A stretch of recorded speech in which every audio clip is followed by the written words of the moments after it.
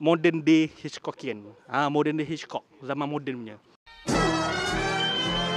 Hey, what is up my good people? Okay, aku dan juga geng Buzzpop baru saja lepas menonton filem Drop. Reaksi aku untuk filem ni, tech thriller sekarang memang dah jadi satu genre kegemaran para pembikin filem yang aku rasakan berkesan selepas kita dapat contohnya macam Companion, Megan, semuanya tech thriller, tech horror kan. Dan yang ini dia menggunakan konsep ala-ala Hitchcock zaman moden, which is bagi aku it's good.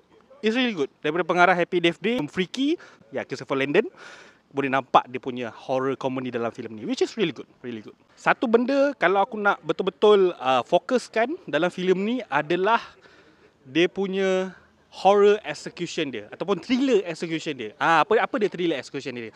Thriller execution dia ni, okay, aku tak nak sentuh part cerita ke benda ke, part dia punya plot apa semua. That one is very typical.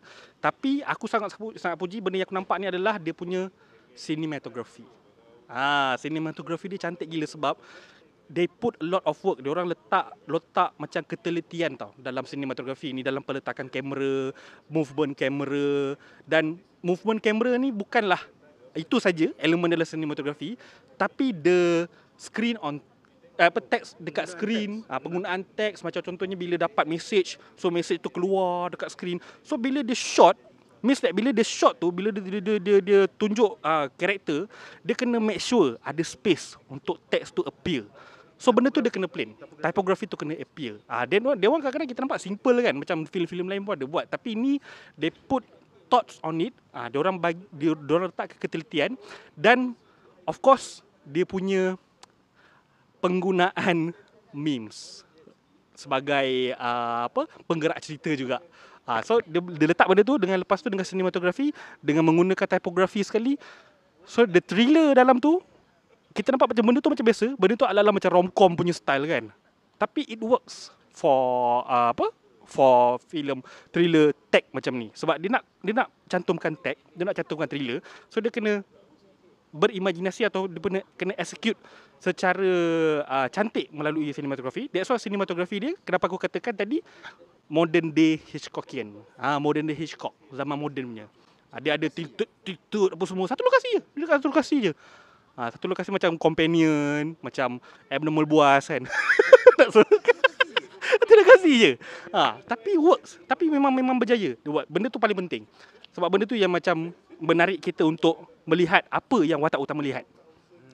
So penting benda tu. Aku rasa macam ada plot hole dalam cerita ni. Ada a bit plot hole, ada a bit macam something yang macam kita fikir tak logik. Tapi benda tu bukanlah macam satu fokus utama untuk filem ni pun. Sebab filem ni totally memang tak logik lah cara dia cerita apa semua kan.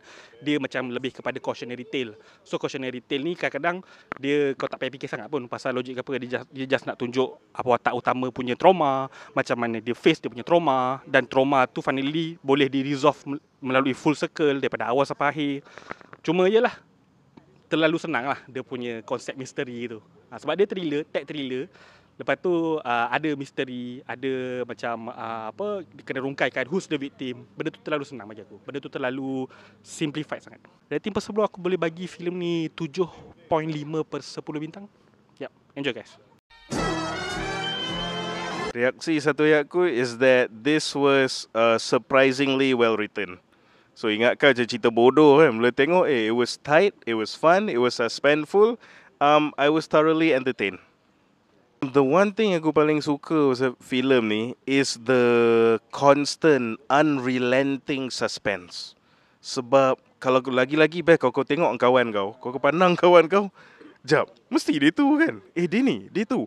And dia macam mana all the character, okay, it's basically a whodunit juga to a certain extent, but around one location whodunit, and you have all these usual suspects whatever, but dia tak ada watak yang, you know how kadang-kadang in shows dia ni terlalu menonjol, definitely not him, dia ni macam low profile, definitely between 3 orang ni. But this movie is that each of the supporting characters, background characters get enough exposure and also enough low profile that up until bila dia nak reveal, that's when you'll know, or you will never know from the beginning where the story is going to go even now. So in these days, it's hard to surprise me. It got me thinking throughout the movie, and I really appreciate that. I felt that there was a really nice chemistry between them. You can tell that these two actors are very talented because their performances was not over the top. Sebab this is not spoiler lah kalau kau tengok trailer pun kan. It's like they're going out on a date and kau dengar the conversations, their demeanors, how they interact, how they bounce off each other. It looks like how a real person macam going on a date, you know, that is exactly the demeanor, the nature, the conversations are. And both of them are charming in their own right. Both of them are easy on the eyes juga. So it'll be interesting to see where their career goes, these two actors, because they were the heart and soul of the movie, hands down. Terus terang cakap, I like this movie, I really do. But it's also one of those movies where you cannot think about the premise too much. Sebab without spoiling anything lah, takut spoiler kan. Sebenarnya, at the end of the movie, kau start fikir, wait a minute, diorang buat benda-benda ni sebab sekian-sekian. But in doing so, bukankah jadi the opposite?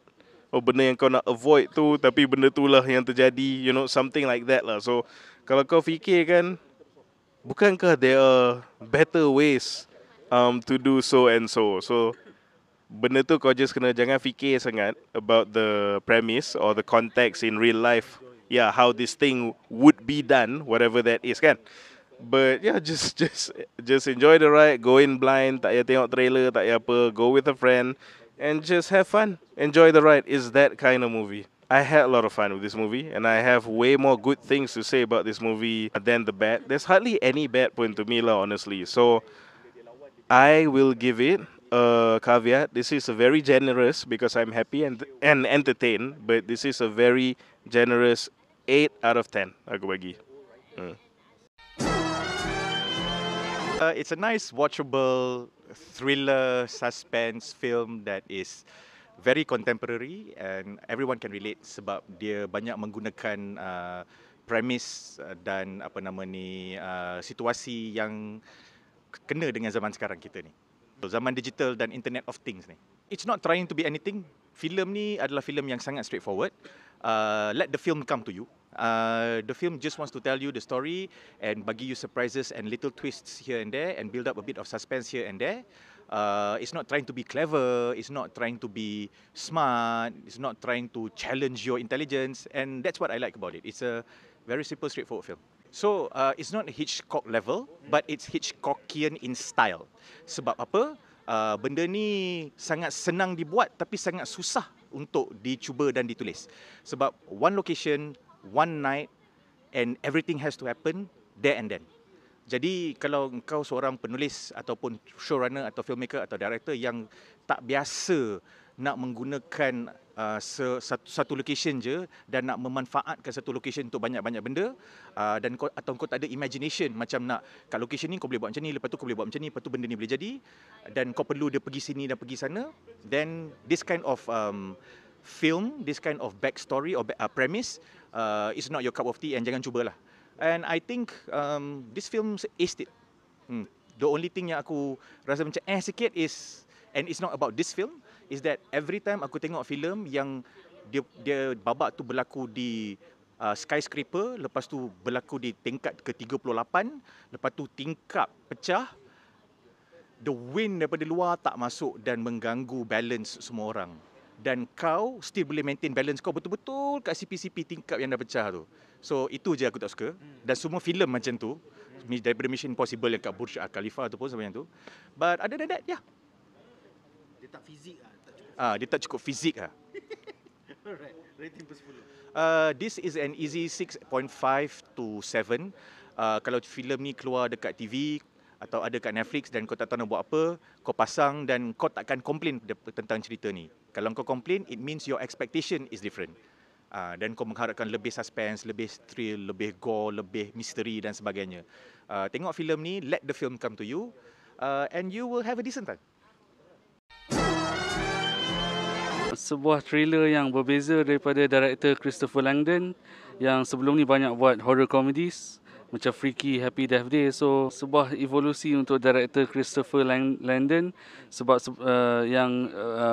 evolve daripada horror comedies yang dahulu dan sekarang dia buat straightforward thriller yang sangat captivating.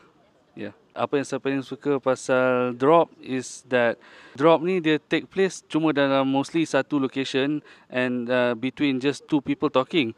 Dua people yang bercakap, tapi somehow the writers made it so that the whole movie is captivating enough for us to follow this woman and this guy in dating together.